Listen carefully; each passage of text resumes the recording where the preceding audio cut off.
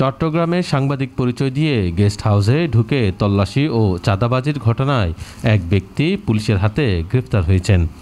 গ্রেফতার হওয়া ব্যক্তি যুবদল নেতা হান্নান রহিম তালুকদার, যিনি দীর্ঘদিন ধরে ভুয়া পরিচয় দিয়ে প্রতারণা করে আসছিলেন। হান্নান রহিম নিজেকে ফেসবুকে পরিচয় দিতেন দৈনিক চট্টগ্রাম সংবাদের সম্পাদক, CSTV24-এর চেয়ারম্যান এবং চট্টগ্রাম প্রেস ক্লাবের সদস্য হিসেবে। তবে এই সব পরিচয়ের কোনোটি সত্য নয় বলে জানিয়েছে পুলিশ ও সংশ্লিষ্ট সংগঠনগুলো। সোমবার রাতে চট্টগ্রাম মহানগরীর কোতোয়ালি থানার একটি গেস্ট হাউসে অভিযান চালিয়ে তাকে গ্রেফতার করে চানগাঁ থানা পুলিশ। গ্রেফতার হওয়া হান্নান রহিম চট্টগ্রামের আনোয়ারা উপজেলায় পৌরকোড়া গ্রামের বাসিন্দা। বর্তমানে চানগাঁওয়ের খরমপাড়া হান্নান ভিলা নামে নিজ বাসায় বসবাস করেন। গত 5 জুন রাতে বদ্ধহাটের পপুলার গেস্ট হাউসে হান্নান ও তার সহযোগী ঢুকে পড়ে। সাংবাদিক পরিচয়ে ক্যামেরা নিয়ে কক্ষে কক্ষে তল্লাশি চালান।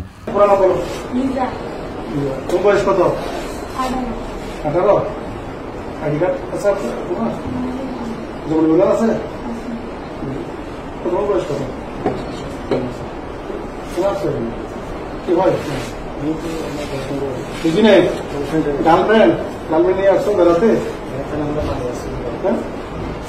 বাড়িতে বেড়েছে, তার বাড়ির নম্বর দাও। তোমরা এখানে বই দেওয়া আছে, বই আছে, এটা আমরা এখানে আসছি, ঠিক আছে?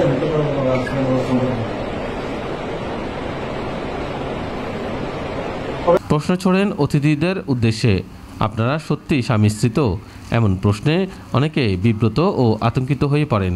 তল্লাশির সেই ভিডিও 15 মিনিট 44 সেকেন্ড দীর্ঘ এবং সেটি নিজেই ফেসবুকে পোস্ট করেন হান্নান রহিম। পোস্ট করার পরপরেই ভিডিওটি ভাইরাল হয়ে যায়। চাঁদগাঁ থানার ওসি বলেন, কোনো সাংবাদিক কিংবা সাধারণ ব্যক্তি হোটেলে গিয়ে এমন তল্লাশি চালাতে পারে না, এটি শুধু পুলিশের এখতিয়ার। চট্টগ্রাম সাংবাদিক ইউনিয়নের সাধারণ সম্পাদক সবুর শুভ জানিয়েছেন, হান্নান রহিম তালুকদার তাদের সদস্য নন, তিনি সম্পূর্ণ ভুয়া পরিচয় ব্যবহার করেছেন।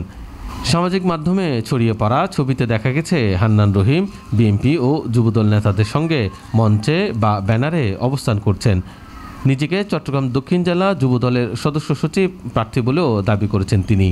পুলিশ জানায় তাকে গ্রেফতার করে আদালতে সোপর্দ করা হয়েছে।